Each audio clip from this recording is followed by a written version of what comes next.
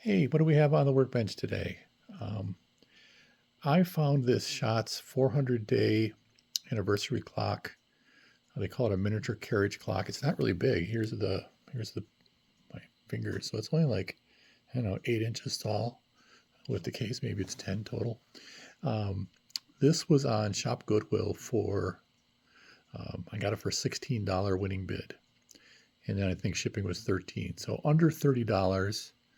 Um, I got this clock. It looked really complete. It looked really clean. Um, not a lot of wear. I mean, even the case, it looks really nice, I think. I took the glass out, cleaned the glass, and I'll be putting that back in. But what the problem was in shipping, because I don't think didn't look damaged in the pictures on Shop Goodwill, but in shipping, they didn't. There's two things you need to do to make it prepare for shipping. One is there's a lever, actually it's in the front on this clock, that raises a little centerpiece that jams the bottom of the pendulum. There's also a collar that has to come down on the back. You can see this thing needs to be released, and this little sleeve slides down and grabs the top of the pendulum. Actually, there's a little fork in this one that holds on to the two little holes to keep that top of the pendulum, and that was not put in place. So the top of the pendulum was flapping around and eventually broke off right there at the bottom of that little tiny that thin suspension spring. So that's the repair I had to do. When you order them, you can order the whole kit with the top block and the little fork that runs the escapement wheel and the bottom clip. But that's like $50 plus shipping. It'd be like almost $60 to get one of those. Or you can buy just the piece of metal, um, temperature compensating springs, and this is a 0.023 inch or 58 millimeter. Anyway, then I had to transplant all those pieces onto this, in the right.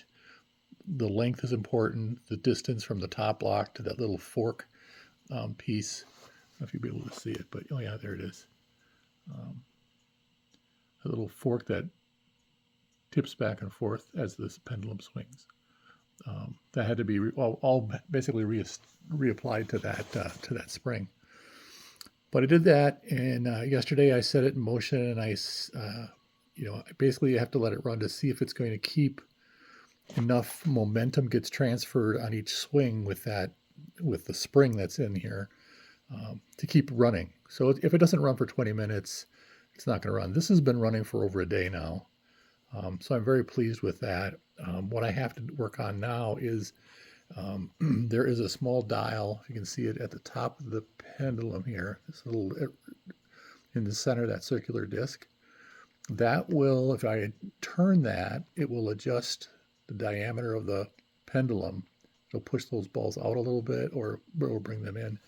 And that's what you do to adjust the speed of the clock so that it keeps accurate time. So what I'm going to do now that it's running for a day, and I know that my repair on the suspension spring worked, I'm going to set it to the right time, and then I'm going to watch it and see whether it's running fast or slow, and make those final adjustments.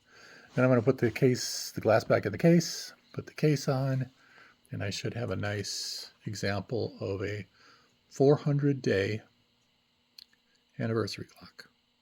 Pretty pleased that you pick this up cheap, and it's always a risk, but looking at the condition and another project, another challenge. I look at most of my projects as puzzles, and you don't see the ones that fail probably on YouTube, but every once in a while, actually I've been very lucky with clocks. I just finished, there's another video up on a 1,000-day clock that came with the original crate, with the original packaging. It's just really a time capsule.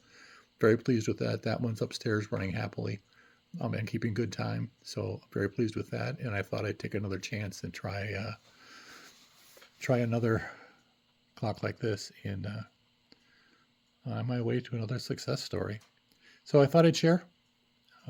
Hopefully you found it interesting. Thanks for watching.